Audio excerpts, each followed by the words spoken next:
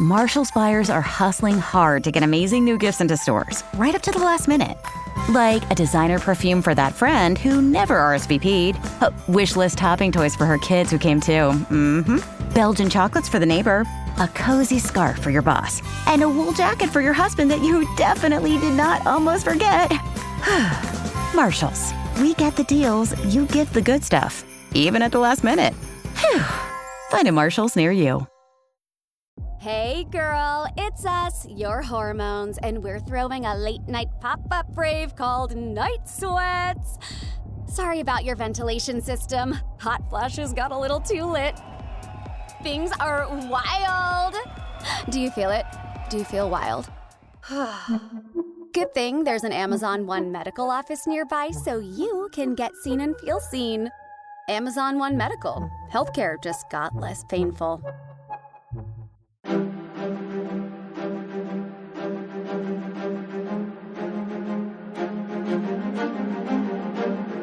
Hello, and thank you for listening to the History of World War II podcast, episode 591, interview with Jack L. High about his book, The Nazi and the Psychiatrist. Jack L. High, a journalist, has covered history, science, medicine. Some of his works include The Savant, The Lobotomist, The Lost Brothers. Today we'll be discussing his book, The Nazi and the Psychiatrist, Hermann Goring, Dr. Douglas M. Kelley, and a fatal meeting of the minds at the end of World War II, now a major motion picture starring Rami, Malek, and Russel Crowe. In short, Dr. Kelley, after interviewing high Nazi officials, realized what happened in 1930s Germany could happen anywhere, even in the United States. Mr. L. High, thank you very much for coming on the show today. It's my pleasure to be here. Thanks for having me. Thank you. And thank you taking time out of your holiday schedule. I'm sure you need a rest. You've been quite busy. We'll get into some of that. I've had the opportunity to say this to a couple of other authors whose books have gone on to become motion pictures. So I'm going to say it to you. The next time this happens to you, and I'm sure it will, you call me, I'll come over, I'll drive your car, I'll carry your luggage, but you just want to be a part of something, a retelling of an incredible story like this. So you call me and I'll be there. Well, I'm glad to hear that you're certain it will happen again, because the odds are it won't. Right. And the fact that it did happen was just a huge stroke of luck and fortunate circumstances. Yeah, and you and I were talking off air. Sometimes if you do enough work, a lucky break will come your way just because based on the work. What is that? What's that saying? Good fortune is the residue of hard work. So you just do your part and the universe will meet you halfway. So anyway, we'll get to that in just a moment. But I wanted to ask to back up a little bit and start at the beginning. So how did the book, The Nazi and the Psychiatrist, come about? Because everything's got an origin story. What's the origin of this book? This book came out of my previous book, which was called The Lobotomist. That was about a different psychiatrist. But while I was researching that book and going into the life of this other psychiatrist, Walter Freeman, right. I went through all of Dr. Freeman's papers and came across a really intriguing reference to a meeting that Dr. Freeman had in 1938 right. at the conference of the American Psychiatric Association. Mm-hmm. And Dr. Freeman noted that at that conference, he had met this other psychiatrist, Douglas Kelley, who was at the conference not to present a paper or to give a talk, but to give a magic show for the other psychiatrists in attendance. And that really stuck in my memory for, first of all, how brave to give a magic show for an audience of psychiatrists. Right. But that it was so magic, stage magic, was so important to Dr. Kelley that he would do this. So I filed that away in my mind. And then I learned a little more about Dr. Kelley's career, that he had been brought in by the U.S. military to work among the German defendants in the first Nuremberg trial, and a little bit of what had happened to him. And so that increased my interest, all of that. Right. So it was probably around 2008 that I decided I would pursue this a little bit and try and find whatever Dr. Kelley had left behind him. Right. I knew that he had died in 1958. And so I looked in all the likely places, National Archives, various state archives. There was really nothing there. Wow. Okay. And so I thought the next step is to try and find his family, members of his family. Maybe they have something.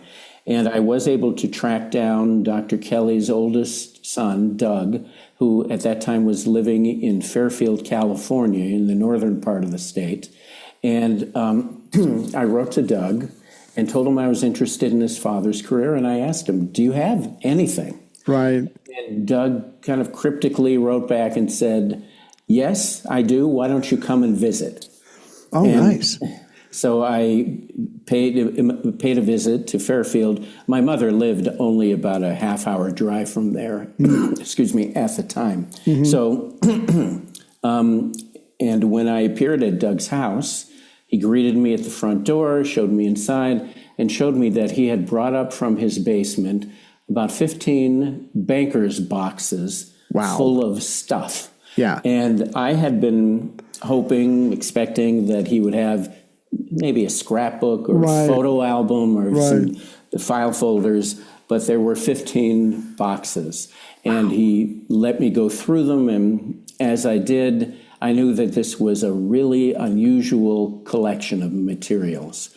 Some of the first things that I removed from the boxes and looked at were not papers, but artifacts. Among them was inside a jewelry case, a glass vial with red pills in it. And it was marked with a sticker that said Hermann Goring's paracodeine tablets. Oh my God. And so it was part of, I later learned, I didn't know this at the time, part of this stash that Hermann Goring, second in command to Hitler through much of the war and the top-ranking German government official at the very end of the war, that this was a part of his stash. He was highly addicted to this narcotic. And other things, equally intriguing came out of these boxes, in addition to papers that included the full medical records of the 22 German defendants in this first Nuremberg trial, autobiographies that Dr. Kelley had each of them write. So these were written in their own hand, some in German, some in English. And memos and notebooks that Dr. Kelley kept during his time in Nuremberg, just about everything you could imagine or hope for. And by the time I had seen very much of it at all, I knew this was important material and could be the foundation for a book about Dr. Kelley's work in Nuremberg. That's an incredible story, because you were probably going, hopefully there's a journal, and he's got boxes. I mean, it literally is a treasure trove. That's a way to describe this, because you kind of anticipated my next question. So you said you decided to look into this in 2008. 2013, your book comes out. So obviously there's a couple of years where you're a very busy man. So I guess you probably and the Sun probably let you spend a lot of time with this material. Could you tell us a little bit about the process of your research? Doug wanted to keep the material in his home.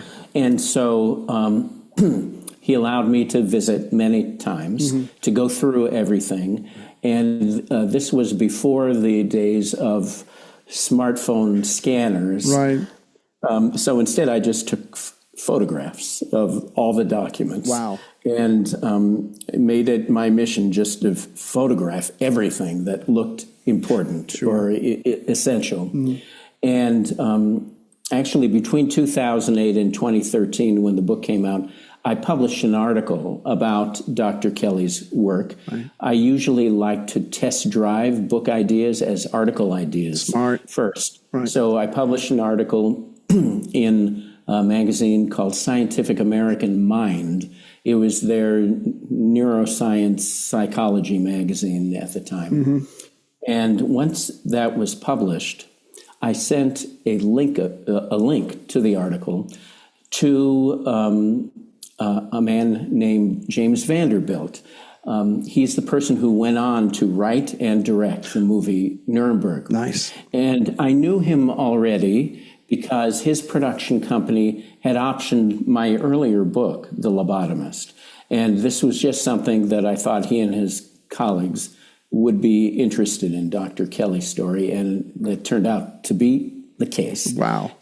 James was very interested, and the book was published in 2013. He and his company had optioned it before it was even a book off of the article. Wow. And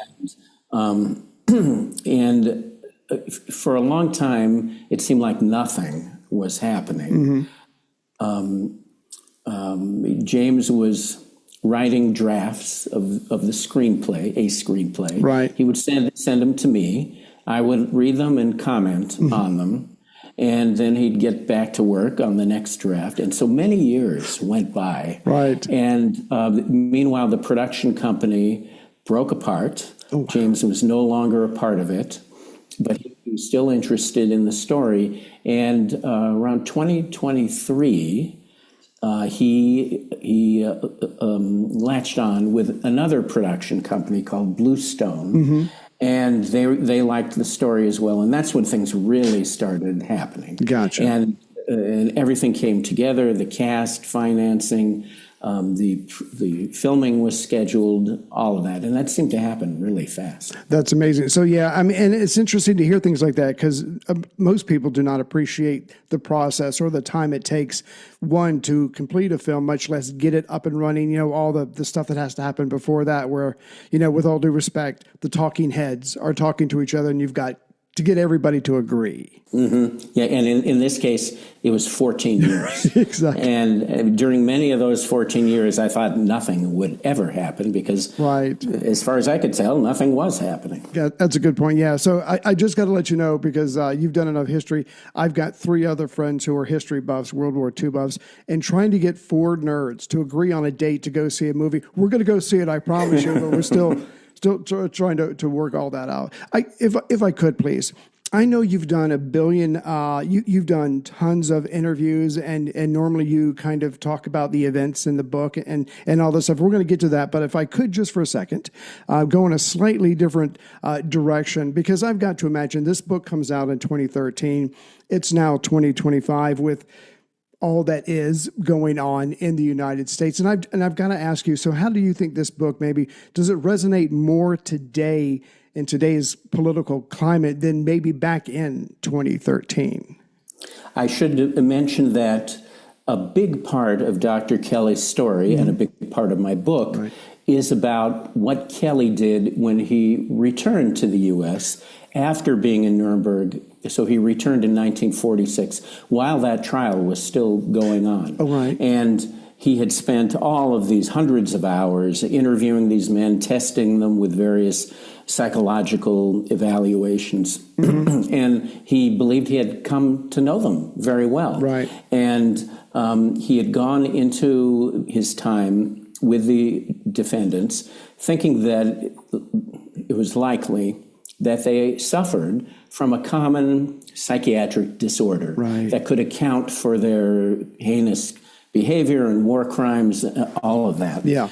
And over the months that he spent with them, he found out that they didn't, that in fact they were all normal, with one exception. Right. They're all within a normal range of personalities and personality traits. Sure. No one was psychiatrically ill. Gotcha. And so when Dr. Kelley came back to the U.S., this was very much on his mind.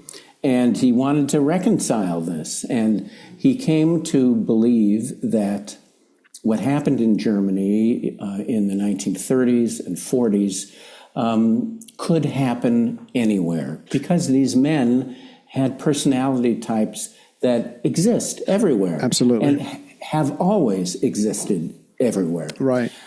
And he believed when he came back to the U.S., this was at a peak of Jim Crow segregation in the South, that he believed he saw a lot of fascism or incipient fascism in the U.S. And he believed that fascism could just as easily arise in America as it had in Germany and Italy and Japan. Right. And so that was a message that he tried to deliver about this danger and what he saw around him. Right.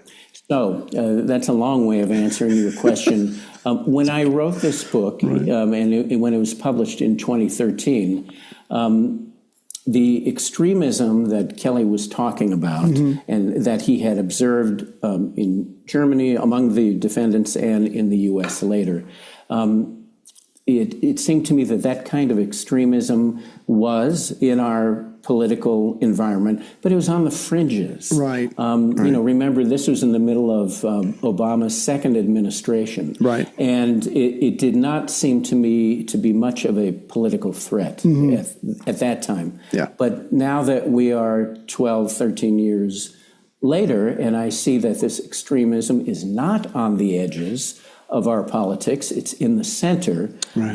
It seems to me that somehow, unfortunately, this book is resonating more now than it did when I wrote it, and probably more than it would have even in Kelley's time. Right. So lessons, Kelley laid out a plan or a program to keep democracy safe in America, based on what he had seen among the German defendants. Right. And, you know, these are valuable lessons today, I think. Yeah. And if we want to preserve our democracy, keep fascism away, keep authoritarianism at bay, there are steps we can follow, and that's what Dr. Kelley advocated. When your furnace or air conditioner quits, you need it fixed, fast. This is Dennis Sullivan, president of Care Heating and Cooling. Our technicians are paid to fix your HVAC system, not sell you a new one. We show up on time, diagnose the problem, and get you comfortable again, without the high-pressure sales pitch. It's our commitment to honesty and craftsmanship that helped us win the Lennox Partner of the Year Award and a BBB Torch Award for Ethics last year. So, call Care Heating and Cooling at 1-800-COOLING or book an appointment online at careheatingandcooling.com. When you need a company you can trust. Right, because if I remember from a previous interview, I was watching you on YouTube, he comes back to America. First of all, I imagine the average person would probably go, you just came back from Germany? What the hell happened over there? And of course, what he finds out is there's not just one simple, they've got this Nazi virus, or, you know, there's not just one simple, it doesn't work that way because they're human beings. And the other thing that I was reminded of listening to your answer, and it took me a while to get this, especially being kind of naive in America, centrist, whatever. Everybody's the hero in their own story. Back then, the Nazis literally saw certain problems in the world, and this was their solution to solve those problems. And so they did it. Soviet Russia, Stalin did horrible things, but to him, he was solving problems. And so we have to remember, it's not like they're going, I know I'm a bad guy, but hopefully I won't get caught. Everybody thinks they're doing what's best. But again, when for someone like Dr. Kelley, he can step back and look at these Nazis and go, no, you were all horrible. And the fact that you can't see it must have been was it shocking for him, or was it just maybe hard for him to wrap his head around? It was shocking for him in a couple of ways. Okay. Because his experience with these men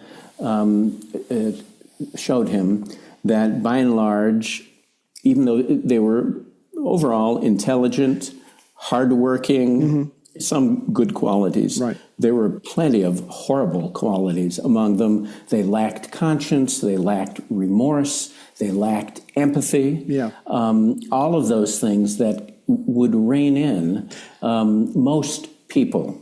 Yeah. But yet the term of psychopath was not in common currency back then. Right. But there are people who operate differently, and they're not all that unusual. Yeah.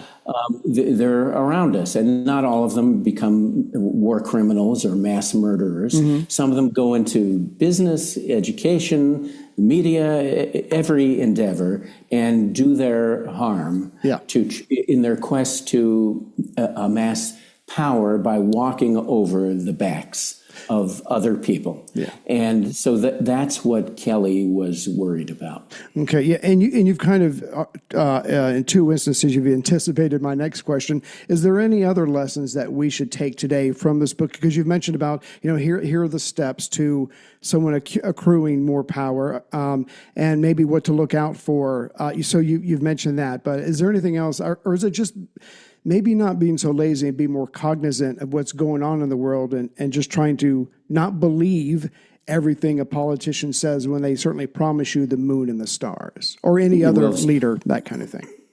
Certainly that's part of it. Kelley, advocated some specific steps he thought Americans could take to avoid this threat of fascism. One was to make it easier, not harder, for every qualified voter to be able to cast a ballot. Right. That was an important one to him. Another was to fine-tune our educational systems so that they are emphasizing more critical thinking, because Kelley saw that the Germans and fascists in other countries were relying on their citizenry to respond emotionally to the problems that they were facing and to the solutions that these fascists were proposing. Yeah. So he suggested that. And then another thing Kelley suggested, which I don't think I agree with, is that he believed that anyone running for public office should undergo a mandatory psychiatric evaluation. No, I'm sorry, go ahead.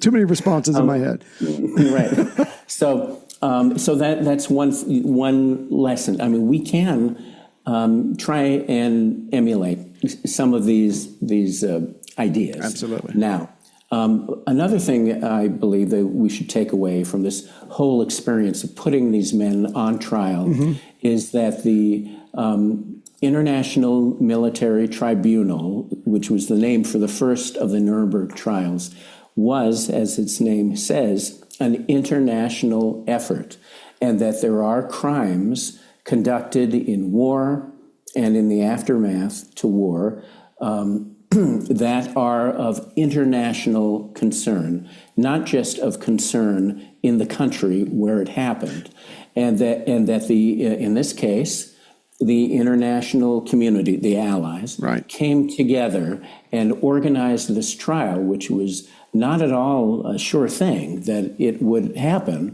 and gave them what was more or less a fair trial and let them mount a defense. Yes. And that's something that we should remember today, and something that evildoers should remember today, that this kind of response might happen, should happen, and that they should be looking over their shoulders. Absolutely, because I would imagine that the emotional response of the Allies right after the war is, you guys did such horrible things, there's not going to be a trial, there's not going to be an opportunity for you, we're just going to line you up and eliminate you. But no, the Western powers that be said, no, this is fair day in court. I mean, you're right, it was a risk, because then they get a chance to argue back. And I don't want to give too much away. Again, I haven't seen the movie yet, but I can't help but imagine that the two main, Dr. Kelley and Goring, just this almost battle of wills and wits. I imagine, is that, and again, I'm asking, is that kind of the meat of the movie? Because there's so much they could have focused on, and when you take a book and you take it and turn it into a movie, you've got to leave some things out. But I'm just wondering, I just picture these two going at each other, and that's got to be compelling. It's a important part of the movie and my book, both. But the movie also goes off in a different direction at times. There's a subplot which involves Justice Robert Jackson, who is the head of the American prosecution team at this trial, and all the work he did to organize the trial, and once the trial began, to work on the prosecution.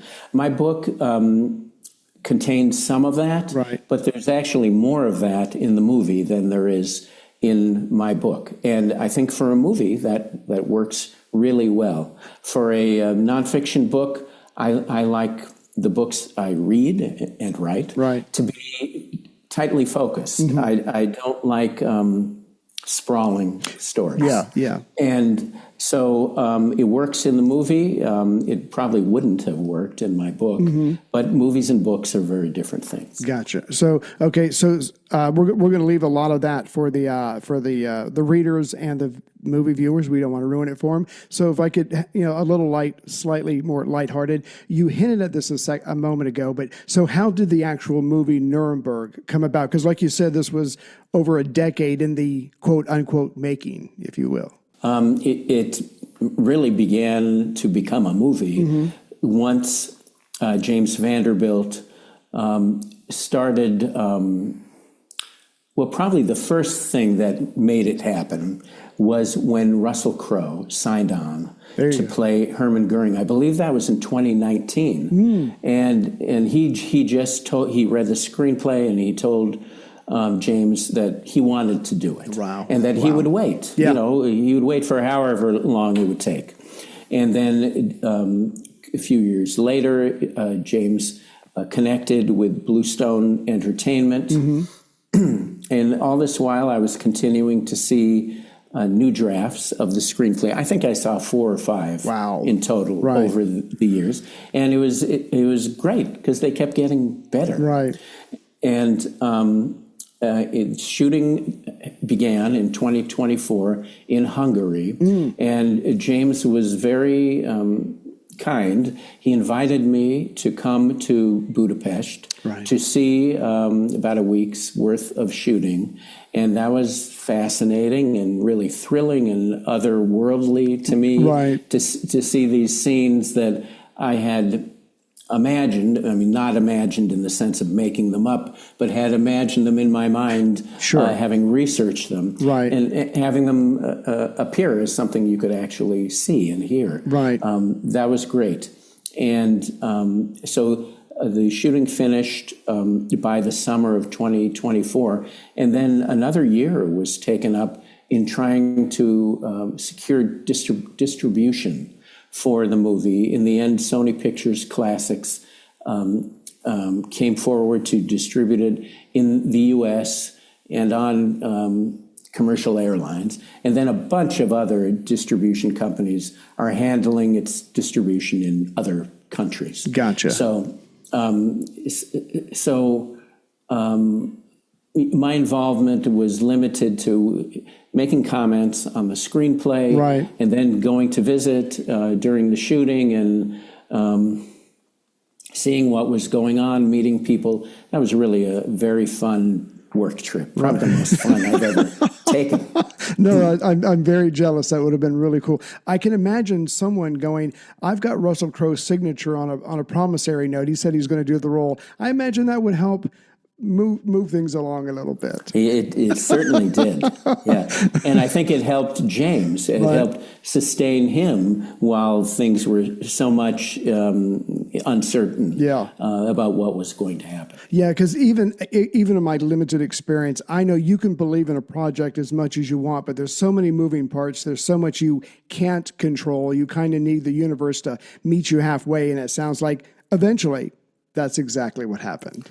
And that what you just said is very much my approach to having the book adapted. That I did not want to be the history police. I would, what I wanted was a good movie to come out of it, which means entertaining. I wanted it to be basically, essentially factual. But, it's a movie and some things will be different.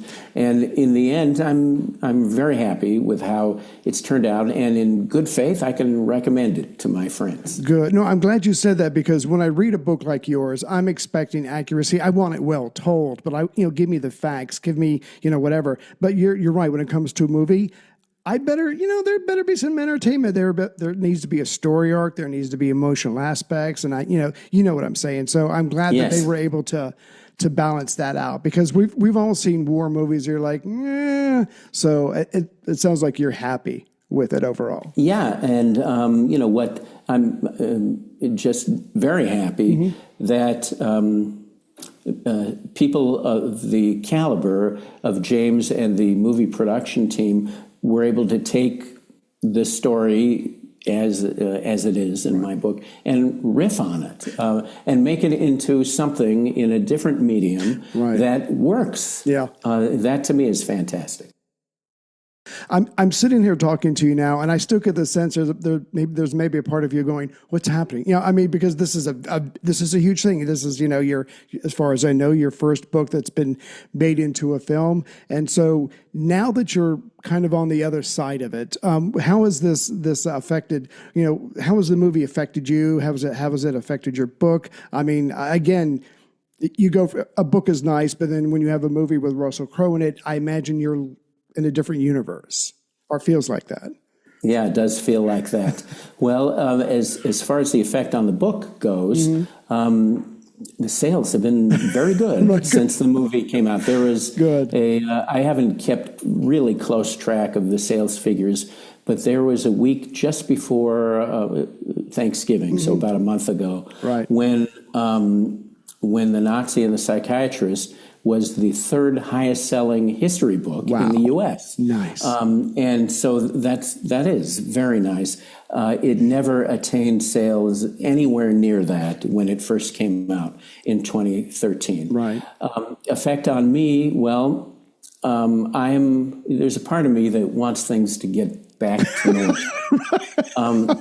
I'm really happy that this has happened, and I love speaking about the story, and doing interviews and giving talks. But The Nazi and the Psychiatrist was 12 years ago for me, and I have written 3 books since then. Right. And so my mind has gone forward, and I like looking forward and not backward. Right. Yeah, I can only imagine. Oh, that was a long time ago. What are you talking about? But anyway, no, I'm glad it all worked out for you. And again, you call me the next time, and I'll be there. I don't want to give away too much. I'm not sure if this is covered in the movie, and I'm honestly trying to remember in the book. But the doctor, his post World War II life experience wasn't exactly that smooth. There was a lot of things happening in his life. Can you give us a sense of what happens to him after the war? We hinted at this a few minutes ago. Yeah. Dr. Kelley was put in a professional crisis by his realization that psychiatry could not account for the behavior of these men. Yeah. And so he did make a turn in later years towards another specialty, criminology, which he thought perhaps could account for their behavior. Yeah. So Dr. Kelley and his family moved to Berkeley, California, where he became a professor of criminology at the University of California. And that's where he was living when he died. I'm certainly not spoiling any of this for someone who will see the movie. Right. But Dr. Kelley committed suicide on January 1st, 1958, by taking cyanide in front of his family. Oh my God! And those who know a little bit about the history of that first Nuremberg trial know that is the exact same method of suicide that Hermann Goring used on the eve of his scheduled hanging.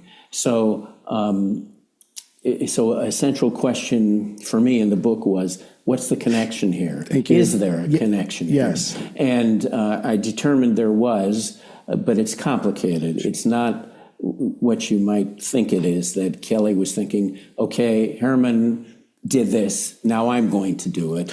It was not like that. Right. But it's revealing, choosing to end your life in that way is revealing the personalities of these two men. They were very similar guys, both very smart, egotistical, certain of their own rightness all the time. Right. And they were intimidating, both of them.